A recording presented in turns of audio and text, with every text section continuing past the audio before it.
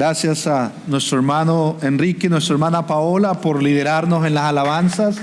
Gloria al Señor por sus vidas. Hermanos, hemos ido a través de Lucas, el Evangelio de Lucas, y hoy vamos a estar en Lucas 6, versículo 37 al 49. Vamos a comenzar del 36. Si no tienen una Biblia, ahí en las bancas hay unas Biblias y pueden ir al versículo 36 de Lucas 6 en la página 1052. En la página 1052, ahí en las Biblias que tienen en sus bancas. Y vamos a leer la palabra del Señor desde el 36 al 49. Y la palabra del Señor dice así: sean ustedes misericordiosos, así como su Padre es misericordioso. No juzguen y no serán juzgados. No condenen y no serán condenados. Perdonen y serán perdonados. Den y les será dado. Medida buena, apretada, remecida y rebosante, y vaciarán en sus regazos, porque con la medida con que midan se les volverá a medir. Les dijo también una parábola: ¿acaso puede un ciego guiar a otro ciego? ¿No caerán ambos en un hoyo? Un discípulo no está por encima de su maestro, pero todo discípulo, después de que se ha preparado bien, será como su maestro. ¿Y por qué miras la mota o paja que está en el ojo de tu hermano y no te das cuenta de la viga que está en tu propio ojo? ¿O cómo puedes decir a tu hermano: hermano, déjame sacarte la mota que está en tu ojo, cuando tú mismo no ves la viga que está en tu ojo? Hipócrita, saca primero la viga de tu ojo y entonces verás con claridad para sacar la mota que está en el ojo de tu hermano. Porque no hay árbol bueno que produzca fruto malo, ni a la inversa, árbol malo que produzca fruto bueno. Pues cada árbol por su fruto se conoce, porque los hombres no recogen higos de los espinos, ni vendimian uvas de una zarza.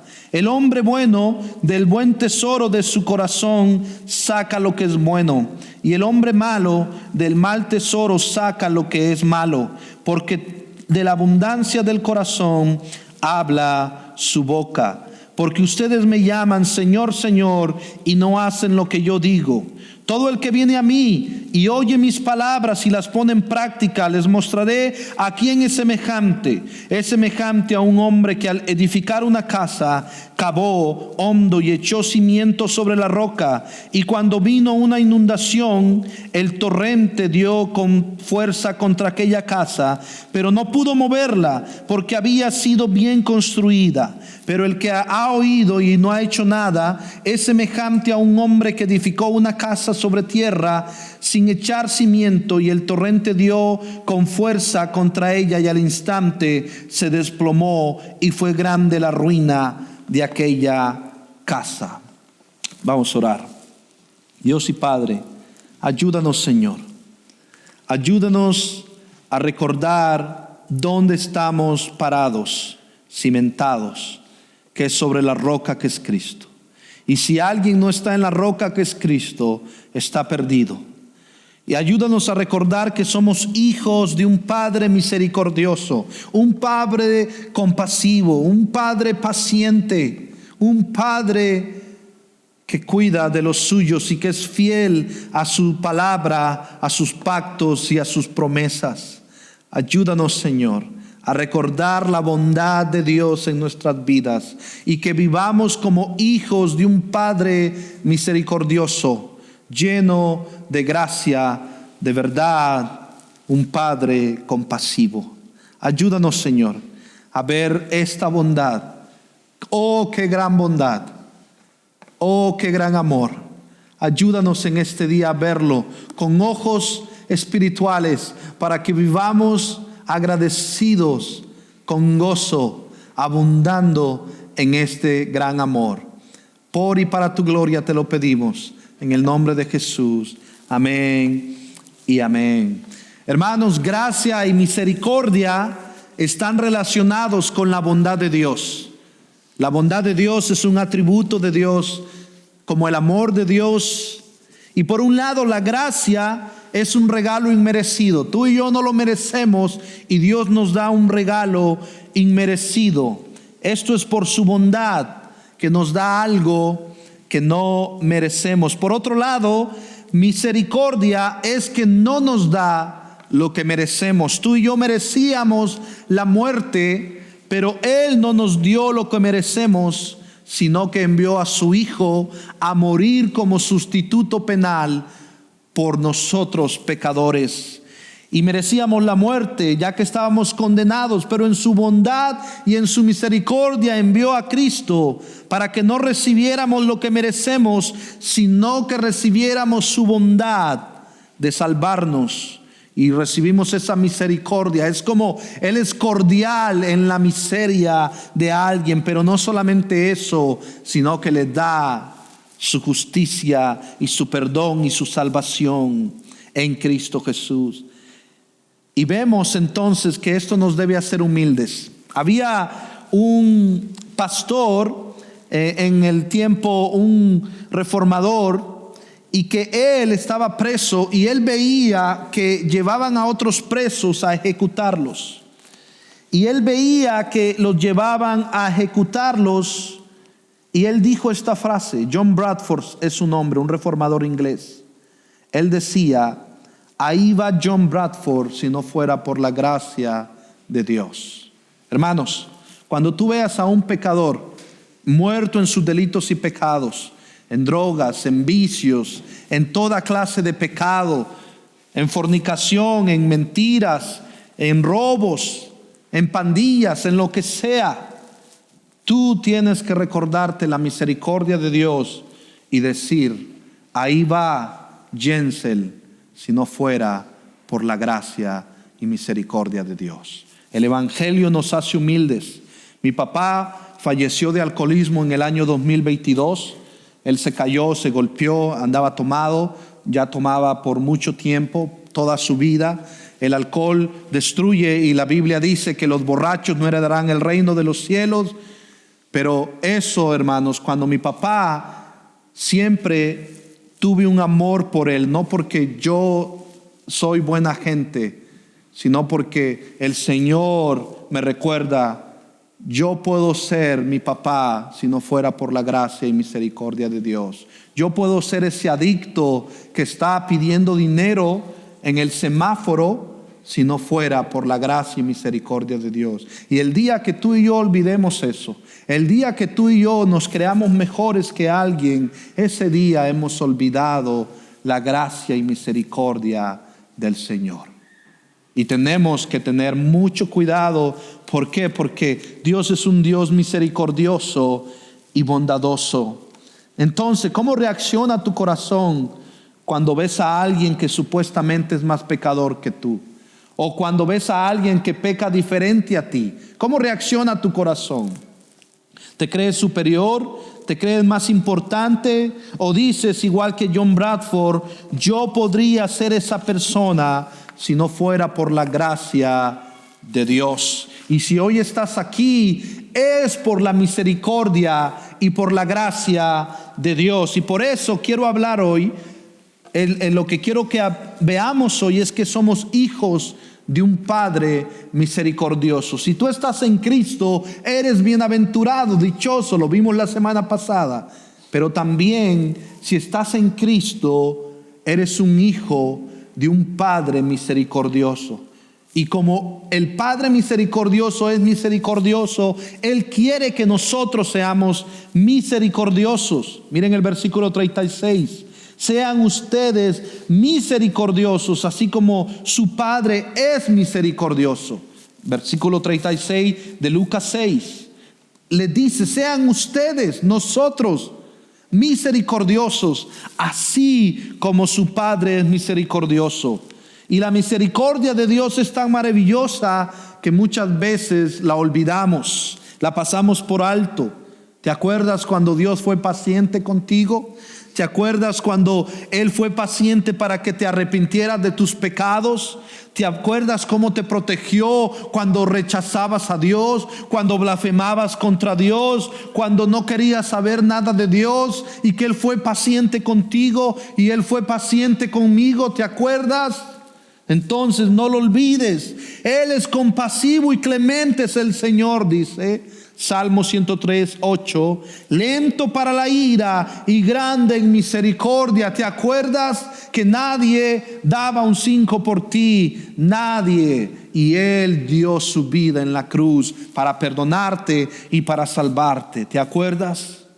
¿Te acuerdas que alguien te mentoreó alguna vez? ¿Que alguien te discipuló alguna vez? Yo me acuerdo que un pastor, el que era mi pastor en Honduras, él tiene 85 años ahora, y él iba a un barrio bien pobre en la Tegucigalpa, en la capital de Honduras, de donde yo soy. Y él vivía en la ciudad, pero él iba a este barrio bien pobre. Empezó a ir en 1987.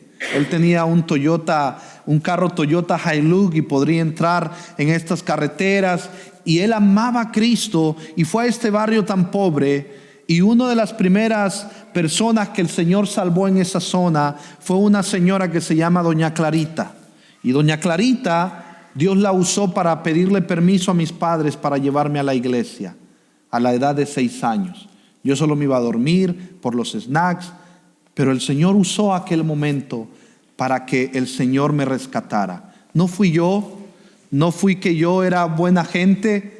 No, hermanos, es la pura gracia y misericordia de Dios enviando a alguien, a este pastor, para que me cuidara, me pastoreara, que fuera como un padre. Y tú tienes esa misma historia también. Dios ha usado a alguien que en algún momento tuvo paciencia contigo. Yo me acuerdo las preguntas tan tontas que yo le hacía a mi pastor, y él con aquella paciencia me guiaba a Cristo. Y solo se reía y me guiaba. Esa es la paciencia que el Señor te llama. Vemos que la misericordia de Dios tiene que ver con compasión, ser clemente, paciente, bondadoso. Romanos 2:4 dice: o tienes en poco las riquezas de su bondad y tolerancia y paciencia, ignorando que la bondad de Dios te guía al arrepentimiento. No olvides que la bondad, la paciencia de Dios, Él es paciente. ¿Para qué? No para que te quedes en tu vida de pecado, no para que te vayas y le des la espalda, pero aún en esos momentos cuando le damos la espalda a Dios, Él es fiel, y Él con amor eterno te vuelve a traer y te rescata y te ayuda. Él es paciente, Él es misericordioso, y no tengamos en poco la bondad de Dios. Dice Romanos 2:4: no tengas en poco la riqueza de su bondad y tolerancia. No lo tomes a la ligera como una gracia barata. Tómalo con agradecimiento y decir: gracias, Dios, por tanta paciencia y por tanto amor. Entonces, esto nos dice algo de cómo debemos ser nosotros con otros. Debemos ser pacientes, misericordiosos, lentos en enojarnos con otros, compasivos en el corazón, de ver a los demás en humildad, no para que se queden en su pecado. Debemos llamarlos, sí, al arrepentimiento, pero llenos de amor y compasión, así como Dios tuvo misericordia y compasión con nosotros. Cuando tú veas a otro pecador, a alguien que está en su pecado, pídele a Dios que te haga un hijo como tu Padre, que es misericordioso. Y que veas a esta persona y sí, llámalo al arrepentimiento, pero pídele a Dios que lo hagas con un corazón, porque tú y yo estuvimos así un día, perdidos en nuestros delitos y pecados, sucios en nuestro propio vómito. En algún momento todos nosotros estuvimos así. Y es la bondad de Dios. Segunda de Pedro 3:9 dice: el Señor no retrasa su promesa, según algunos la tienen por tardanza, sino que es paciente para con nosotros, no queriendo que ninguno perezca, sino que todos procedan al arrepentimiento. Entonces, si nosotros decimos ser hijos de Dios, debemos ser pacientes, compasivos, misericordiosos, bondadosos, en el poder del Espíritu Santo que nos ayuda a vivir en el triunfo, en el fruto del Espíritu. Ahora, no es fácil, ¿verdad? No es fácil tener paciencia con alguien que peca una y otra vez, con alguien que recae una y otra vez. No es fácil. Pero Dios es un Dios compasivo, que lo tuvo contigo, tuvo paciencia contigo. Y Él tiene paciencia con nosotros. Nosotros debemos llamar al arrepentimiento a otros, pero con paciencia, con amor. Y recordar que es un fruto del Espíritu, la bondad, el amor, la paciencia. Son uno de los 9 frutos del Espíritu mencionados en Gálatas 5, 22 y 23. Ahora, ¿cómo se ve esta paciencia, esta misericordia, esta compasión? Y el pasaje nos lo va a decir. Primero, esta misericordia se ve en cómo tratas a otros. Y vamos a ver, el pasaje aquí lo va a decir. Primero nos va a decir, no juzguen. ¿Y de qué se trata eso? Bueno, dice el versículo 37, no juzguen y no serán juzgados, no condenen y no serán condenados, perdonen y serán perdonados, no juzguen. Hermanos, en este pasaje específicamente, el juicio hacia los demás, lo que está diciendo aquí es que debe ser sin hipocresía. Debe ser lleno de compasión, misericordia. Acá el punto que veremos es, no juzguen hipócritamente. Es lo que está diciendo ahí. No juzguen a otro hipócritamente. Es el corazón del asunto. ¿Y por qué digo esto? Bueno, R.C. Sproul me ayudó a pensar en esto cuando dice, no juzguéis y no seréis juzgados. En otros pasajes Jesús enseña que sus discípulos a veces deben juzgar lo que hacen los demás. Mateo 18, 15, 17, cuando ves a tu hermano en pecado, ve y a solas dile, llámalo al arrepentimiento. Si no te oyere, trae a otros 2 y díganle, ve y dile que se arrepienta. Si no te oyere, ve y trae y dilo a la iglesia para que lo llamen al arrepentimiento. Y ve, y si no te escucha la iglesia, dice, expúlsalo, tómalo como alguien que no es creyente. No podemos afirmar a alguien que quiere seguir en su pecado. Entonces, el punto aquí es, la Biblia dice, no juzguen y no serán juzgados. Lo que está diciendo aquí, en otros lados, Jesús dice que pueden juzgar. La iglesia tiene las llaves, en un sentido, para juzgar y afirmar a los creyentes de la iglesia.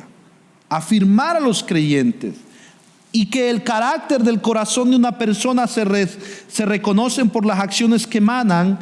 Pero aquí en este pasaje, en Lucas 6:37, cuando dice no juzguen y no serán juzgados, no condenen y no serán condenados, perdonen y serán perdonados, lo que está advirtiendo aquí es contra la hipocresía de quienes condenan a otros por lo que ellos mismos son culpables y por la falta de misericordia. Ese es el punto aquí.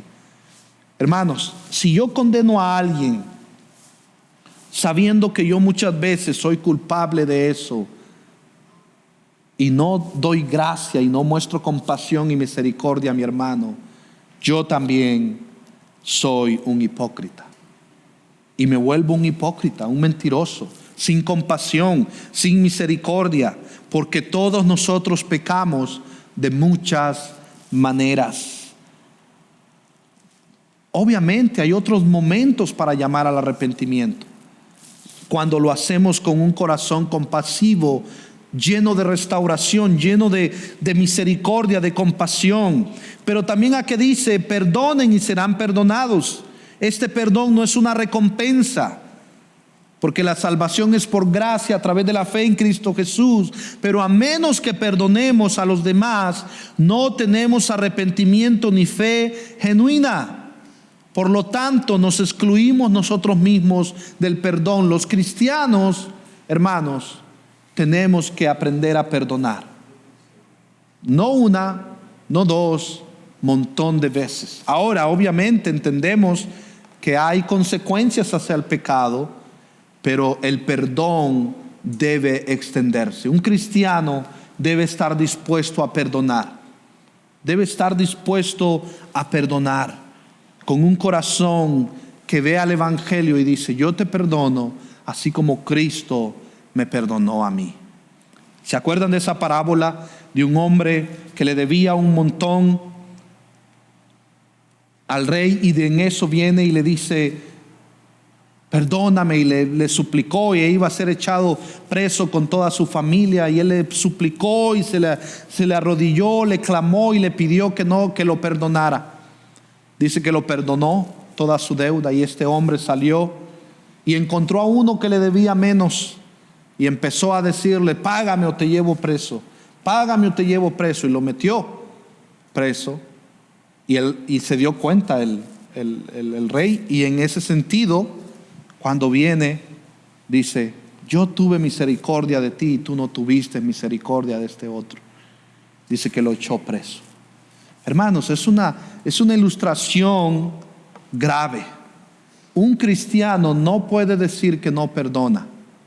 Ahora, ¿qué significa el perdón? Obviamente, ese es otro tema para otro día, pero perdonar muchas veces no es que las cosas se van a arreglar automáticamente. Hay procesos de confianza, de restauración, de reconciliación, pero significa que en tu corazón eres compasivo, pasas por alto la ofensa, ya perdonas, lo dejas, ya no tomas en contra de ese hermano o esa persona ese pecado, sino que se lo dejas a Dios.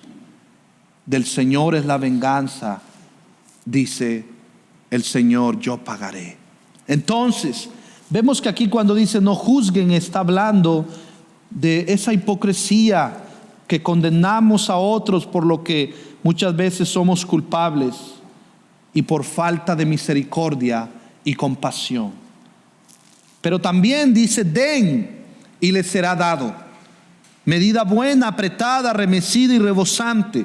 Un hijo, alguien que es misericordioso, es alguien dador, generoso. Dice: vaciarán en sus regazos, porque con la medida con que midan se les volverá a medir. En otras palabras, está diciendo: denles a otros lo necesario y Dios les dará a ustedes lo que necesitan.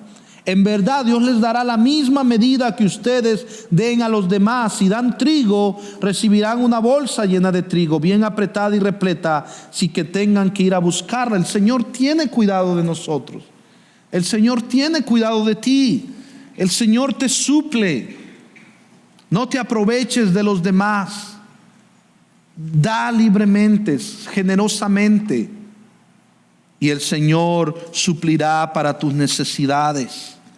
Esto nos recuerda, como decía Warren Wiersbe, que cosechamos lo que sembramos, y en la cantidad que sembramos. Si juzgamos a otros, seremos juzgados.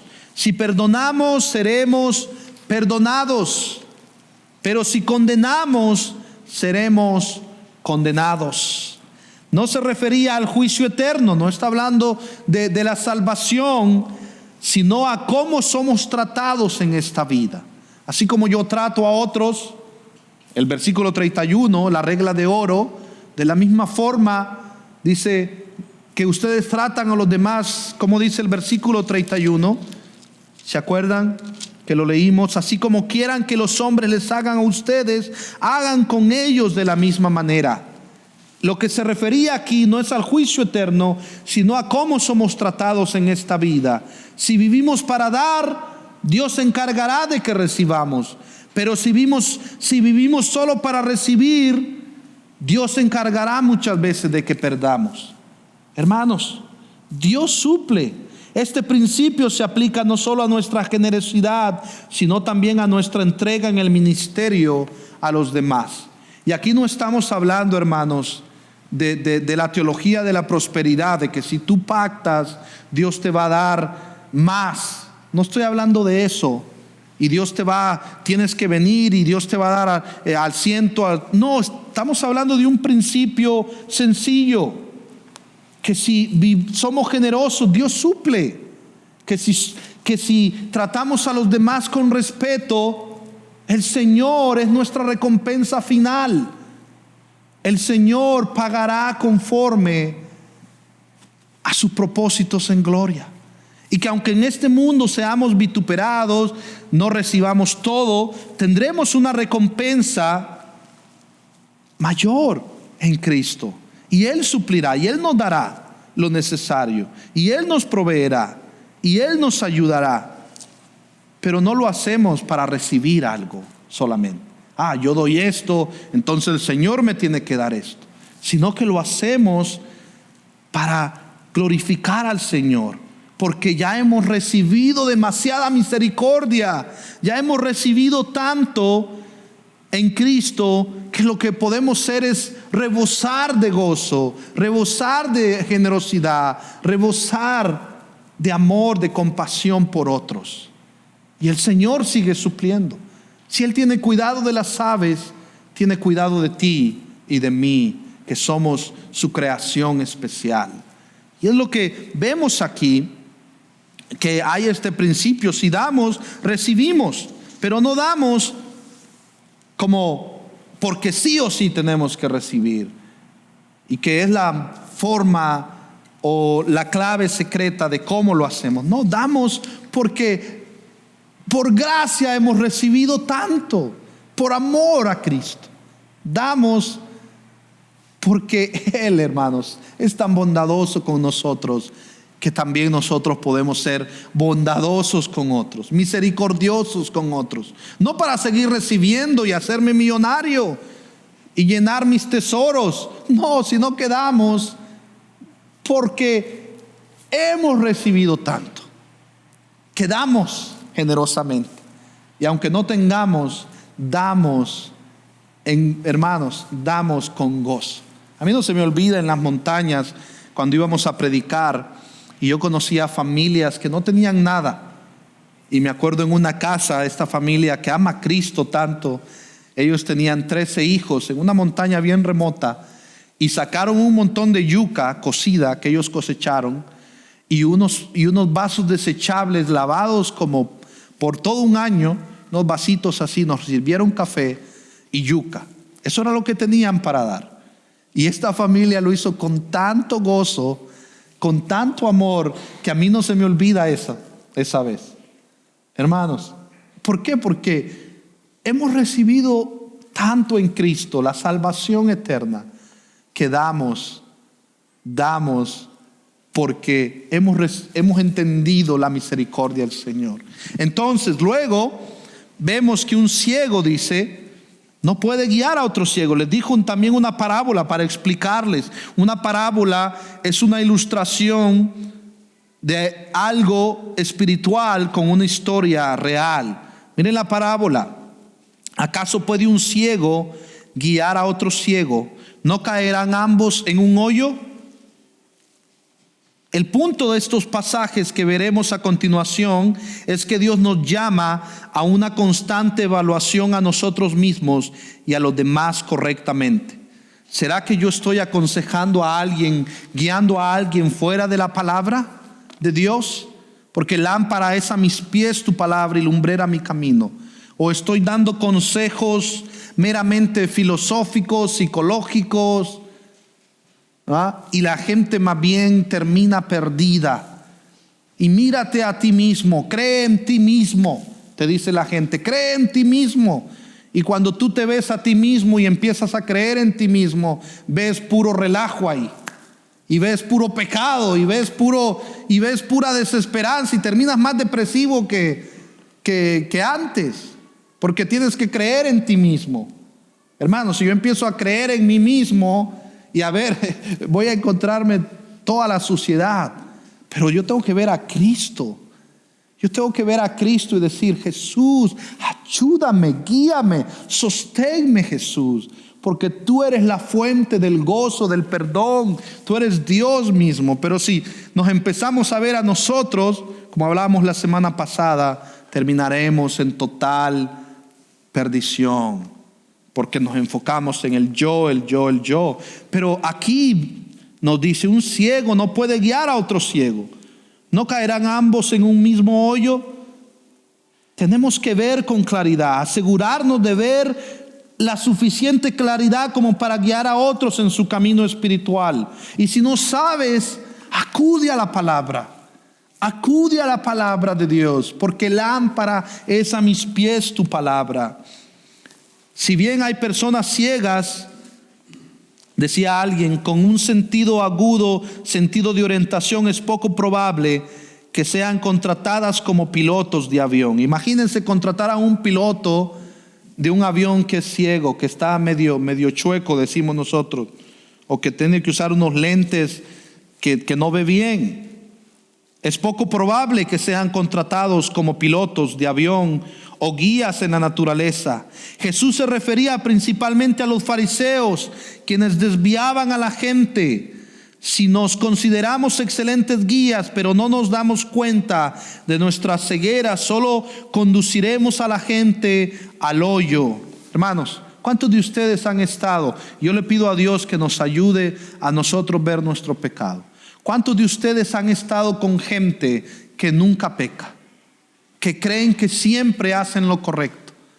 Hermanos, y yo le digo a padres, nunca muestren que hay perfección en su hogar. Yo le pido perdón a mis hijos muchas veces, a mi esposa, cuando peco contra ellos. Que ellos vean que yo también peco y que yo me equivoco. Y no dar una apariencia. Y muchas veces yo he llamado a algunos de ustedes y les he dicho, hey, mira, quizá esto que yo dije no estuvo bien, perdóname. Y muchas veces no veo mi pecado y alguien me exhorta. ¿Y qué debo hacer yo? Y decir, tienes toda la razón, perdóname. Hermanos, tenemos que crecer. ¿Por qué? Pero el ciego muchas veces dice, yo estoy correcto y por aquí vamos, y cuando menos acuerda, boom, todo total destrucción, implosión. Hermanos, y por eso muchos han llevado a otros a la perdición. Si un día nosotros nos desviamos de aquí de la palabra y empezamos a usar la palabra para nuestra conveniencia, nuestros beneficios, ya nos hemos apartado de Cristo en el sentido de seguirlo a Él, y estamos yendo hacia nuestra propia destrucción. Por eso en esta iglesia la misión es conocer y seguir a Jesús. Esa es nuestra misión. Y el evangelio permea todo. Luego dice, un discípulo es hijo de un padre misericordioso. Miren el versículo 40. Un discípulo no está por encima de su maestro, pero todo discípulo, después de que se ha preparado bien, será como su maestro. Jesús siempre, hermanos, es nuestro maestro, y Él nos enseñó algo que Él estaba dispuesto a hacer. Un buen maestro siempre tiene que crecer o enseñar lo que predica viviéndolo. Y ahí, hermanos, todos nosotros tenemos que evaluarnos si estamos viviendo lo que predicamos, si estamos orando verdaderamente, si estamos leyendo la palabra verdaderamente. Nos dijo, oren, Jesús nos dijo, oren para que no caigan en tentación. Él oraba constantemente. Jesús oraba. Nos dijo, perdonen, Él nos perdonó. Nos dijo, amen a sus enemigos. Él nos amó aun cuando éramos sus enemigos y dio la vida por sus enemigos, para hacerlos sus amigos. Nos dijo, no hagan con otros lo que no quieren que hagan con ustedes. Es más, cuando Jesús fue crucificado, en 1 Pedro 2:23 nos recuerda que Jesús, aun cuando lo ultrajaban, no respondía ultrajando. Cuando padecía, no amenazaba, sino que se encomendaba a aquel que juzga con justicia. Él nos enseñó a no pagar mal por mal, sino bien por mal. Él nos enseñó a ser compasivos, misericordiosos. Y un buen líder siempre está dispuesto, o un cristiano siempre está dispuesto a hacer algo para que los demás los sigan, pero para que sigan a Cristo. Hermanos, si Jesús siempre nos pidió algo que Él hizo. Él dio su vida. Y no hay peor, hermanos, pastor o líder o cristiano, que uno que no pide perdón nunca cuando peca. Y es triste porque nos volvemos ciegos. Nos volvemos ciegos muchas veces. Yo no hice eso. Yo no dije eso. Esa no fue mi intención. Tú no conoces la intención de mi corazón.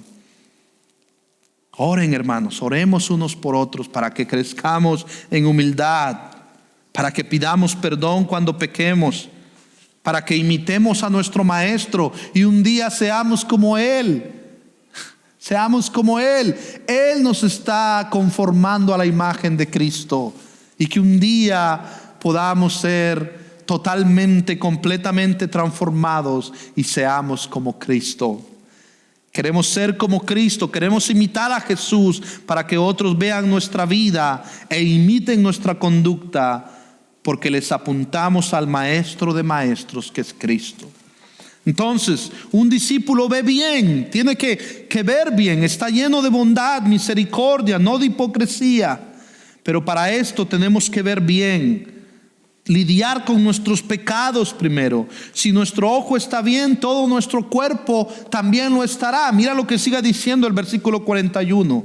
¿Y por qué miras la mota o la paja? Un sucio, ¿verdad? Este sucito en el ojo, que está en el ojo de tu hermano, y no te das cuenta de la viga que está en tu propio ojo. Es como decir, mira, te voy a ayudar con este tronco que tengo en mi ojo y te voy a sacar tu sucito. Y él no ve nada porque tiene un tronco en el ojo. No podemos, hermanos.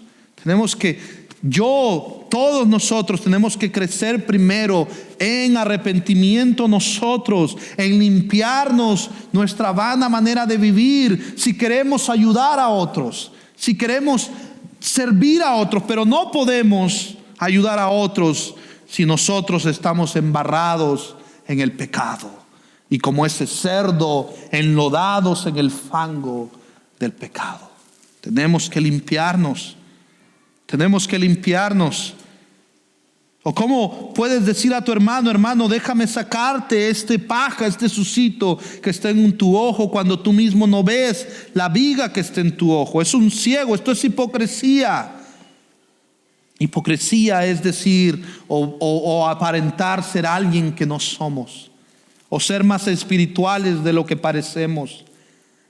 Hermanos, integridad es ser lo que somos aun cuando nadie nos ve. Ser lo que decimos que somos aun cuando nadie nos ve. Hermanos, la mayor prueba de integridad es lo que tú haces en secreto cuando nadie te ve. La mayor prueba de integridad es lo que yo hago delante de Dios, porque Él todo lo ve. Ahí en lo secreto, en mis pensamientos, en mi corazón, ahí a solas en tu cuarto, ahí a solas en tu casa. Esa es la mayor prueba de integridad.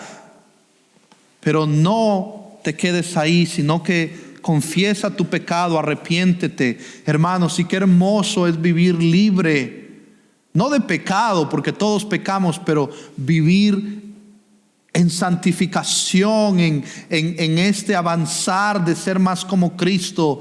Y tú vas a poder ver a otros y verlos con compasión y verlos con amor y verlos y llamarlos al arrepentimiento. ¿Por qué? Porque tú ves a Jesús glorioso, porque tu mirada está limpia y tu mirada está en Cristo, y tú lo puedes ver a Él y decir: vengan y vean a Jesús.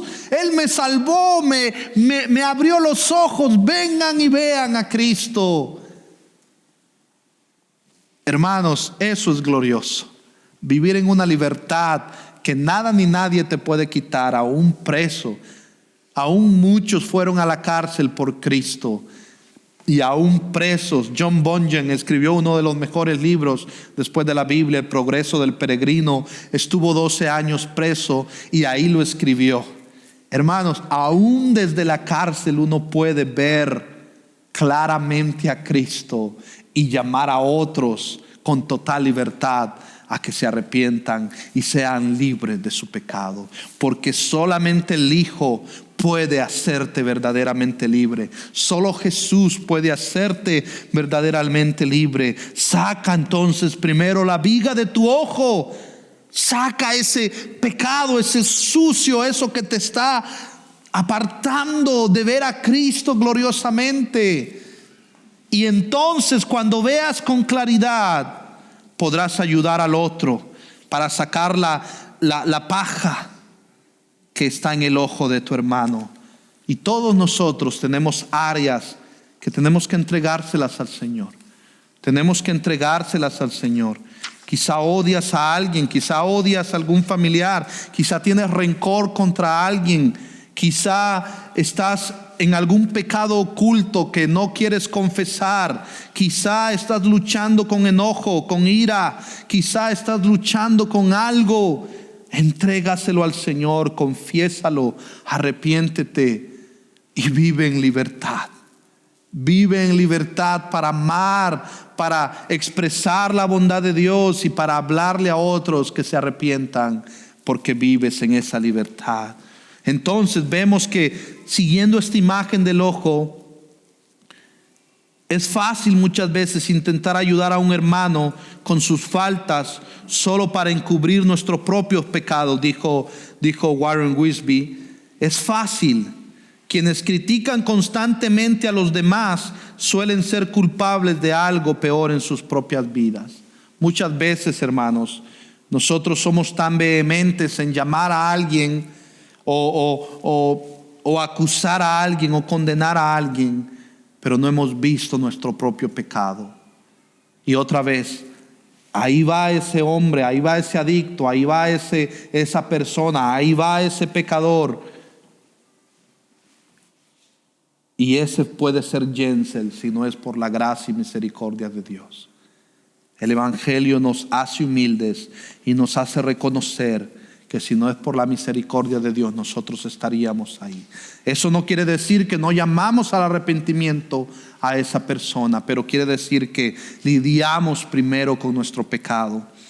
Un discípulo da frutos buenos, luego da otra ilustración, porque no hay árbol bueno que produzca fruto malo, ni la inversa, árbol malo que produzca fruto bueno.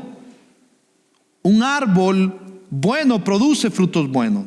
Un árbol que es plantado junto a las corrientes de agua, que Cristo Jesús es su vida. Un árbol que camina a la luz del día en Cristo da frutos buenos. Pues cada árbol por su fruto se conoce, porque los hombres no recogen higos de los espinos, ni vendimias uvas de una zarza. Hermanos, un mango no va a dar naranjas.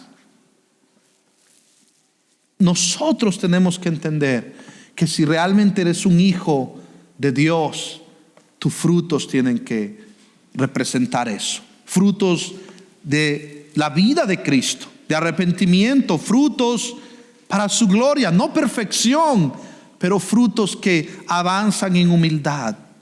El hombre bueno del buen tesoro de su corazón saca lo que es bueno, y el hombre malo del mal tesoro saca lo que es malo, porque de la abundancia del corazón habla su boca. Alguien decía, se le salió una mala palabrota y una maldición a alguien, y alguien decía, no me crean, esa no soy yo, ese no soy yo. Y le dijo la otra persona a esta persona, ese eres tú, le dice, porque salió de tu boca, porque de lo que del corazón habla, de lo que está en el corazón habla la boca. Hermanos, y muchas veces nos excusamos. Y esta semana, mientras hablábamos con los pastores de todos los campus sobre este pasaje, el pastor Blake hacía un excelente comentario de cómo evaluamos el fruto de un cristiano. Primero, su confesión de su pecado. Segundo, su carácter, cómo avanza en integridad, ya no en hipocresía. Y tercero, su comunicación, cómo habla esta persona. ¿Esta persona está hablando más de él, o está hablando más de Cristo y de la bondad y de la misericordia de Dios? Primero, su confesión. Segundo, su carácter. Tercero, su comunicación. Han visto personas, hermanos, que pasan 15, 20 años y siempre siguen hablando de sus problemas y de sus problemas y de sus problemas. Hay momentos para eso. Hay momentos para hablar de nuestros problemas. Y por favor, hablemos de nuestros problemas, traigámoslos al Señor. Pero también evaluemos si muchas veces nuestro corazón, nuestra ansiedad está puesta en este mundo. Nuestro tesoro está puesto en lo material, en la preocupación de la vida, en el fatalismo de que todo se va a acabar, y no en Cristo, nuestra esperanza de gloria.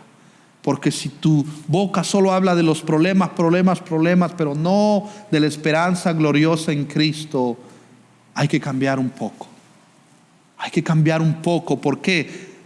Llénate de la palabra de Dios, llénate de Cristo, llénate de la verdad del Evangelio, que cuando venga el fatalismo tú digas: Señor, tú tienes cuidado de mí. Si tienes cuidado de las aves, tienes cuidado de mí. Nada, Señor, pasa en este mundo si no es tu voluntad. Y llenarnos de su palabra.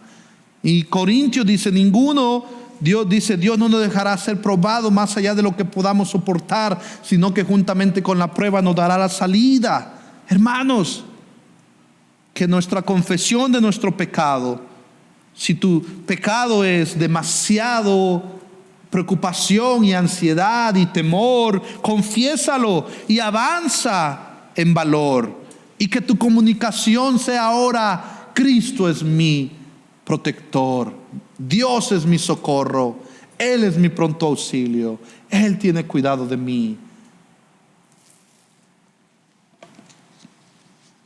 Y el Señor te guiará, cambiará los afectos de tu corazón y te hará que des frutos. Y luego tú vas a decir, como siempre digo esta frase, vas a decir: parece que nada ha cambiado, pero veo atrás y todo es diferente. Parece que todo sigue igual, pero veo atrás y ya no me enojo como antes, ya no maldigo como antes, ya no peco, ya no tengo esta caída de este pecado como antes. Ahora el Señor me ha dado la victoria en Cristo, en el poder del Espíritu Santo. Pero para eso tienes que andar en obediencia. Y ese es el último punto. Somos hijos que andamos en obediencia a Dios. Miren el versículo 46. Porque ustedes me llaman Señor, Señor, y no hacen lo que yo digo. Muchos, si yo les pregunto a alguien: ¿tú quieres a Jesús como tu Salvador? Todos me dicen amén. Pero si yo le digo a alguien: ¿quieres a Jesús como tu Señor? Pocos lo entienden o pocos se hacen los oídos sordos. ¿Y qué dicen? ¿Por qué? Porque Señor implica, es decir, que Él es tu Señor y lo que Él te manda hacer tienes que obedecerlo. Eso significa.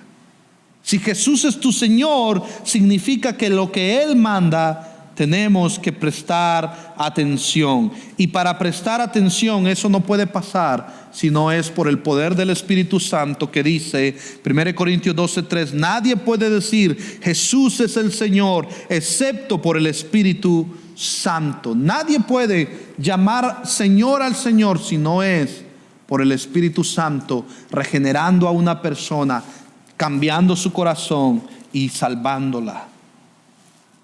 Y luego dice el hijo obediente. Mira lo que hace el hijo obediente. ¿Dónde pone su confianza?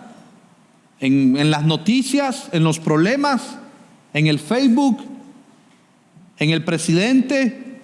¿Dónde pone su confianza un hijo obediente? Mira el versículo 47. Todo el que viene a mí y oye mis palabras y las pone en práctica. Todo el que viene a mí, dice, y me oye, que pone atención a mis palabras y las pone en práctica, le mostraré a quién es semejante. Mira a quién es semejante. Es semejante a un hombre que al edificar una casa cavó hondo y echó cimientos sobre la roca. Y cuando vino una inundación, el torrente dio con fuerza contra aquella casa, pero no pudo moverla porque había sido bien construida. Hermanos, si tu fe está en las noticias o en la nueva ley que van a poner, o en la nueva ley que van a quitar, o en la nueva presidente que va a venir. Si tu fe y tu cimiento, y pones más atención a las noticias, y pones más atención al vecino, o al psicólogo, o a este o al otro, más que a la palabra de Dios, más que a Cristo, más que a Jesús, y no las pones en práctica, no, tu casa no va a tener un fundamento sólido. Vas a estar como una persona, como alguien que anda como el viento a donde sea. Tus emociones van a andar de aquí para allá, tu vida va a andar de aquí para allá, no vas a tener propósito. Pero si tu cimiento es Cristo, si tu nueva vida es Cristo, si el fundamento de tu vida es Cristo, tu vida va a estar enfocada como un hijo obediente en Cristo. No perfecto, pero un hijo que quiere glorificar a Cristo. Y como un hijo que edifica una casa, que cava hondo, que pone los cimientos sobre la roca. Y cuando viene una inundación, el torrente dio con fuerza contra aquella casa, pero no pudo moverla porque había sido bien construida. Ahora, hermanos, Cristo es la roca. Si tu cimiento está sobre la roca, Cristo es la roca. ¿De dónde saco eso yo? Miren lo que dice 1 Corintios 10:4. Y todos bebieron la misma bebida espiritual, hablando de los israelitas que estaban en el desierto, porque bebían de una roca espiritual que los seguía. La roca era Cristo. Hermanos, para que tú y yo puedas tener seguridad de salvación, la roca tuvo que ser golpeada. La roca inamovible tuvo que ser golpeada. Moisés golpeó la roca para que saliera agua del desierto. Y Jesús fue golpeado en la cruz para que saliera misericordia. Jesús fue molido por ti y por mí para que saliera misericordia y agua de vida. ¿Tú crees que esa misericordia fue de puro gusto? ¿Tú crees que la misericordia de Dios fue así por así? No, hermanos. Jesús tuvo que ser golpeado. La roca tuvo que ser golpeada en la cruz para que saliera agua viva, y que al derramar su sangre Él te perdonara y que tú tuvieras seguridad de salvación en Cristo. ¿Qué mayor seguridad quieres? ¿Financiera? ¿De noticias? ¿De vida?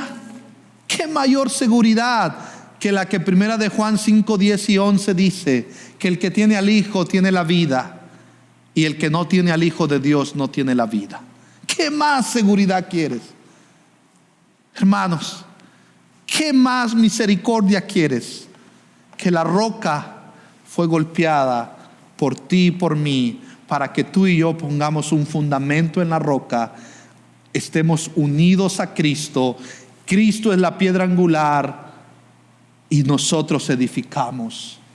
Su iglesia es edificada en la roca, que es Cristo. Esa es la mayor seguridad. Y ni las puertas del infierno, dice, podrán contra la iglesia. No van a poder. Hermanos, nadie va a poder contra la iglesia, porque Cristo venció el pecado y la muerte. Pero el que ha oído y no ha hecho nada, si tú escuchas hoy y no haces nada y te sigues en tu vida de pecado, es semejante a un hombre que edificó una casa sobre tierra o sobre la arena, sin echar cimiento, y el torrente dio con fuerza contra ella, y al instante se desplomó, y fue grande la ruina de aquella casa. Muchas veces, como alguien dijo, si tú no te disciplinas en la obediencia para seguir a Cristo, y si eres hijo de Dios, el Señor te disciplinará. El Señor te disciplinará. Pero si tú decides limpiarte y quitarte el tronco y ver la bondad de Dios, el Señor te puede usar para su gloria, y tú puedes libremente por amor a Cristo, vivir una vida plena en Cristo en esta tierra.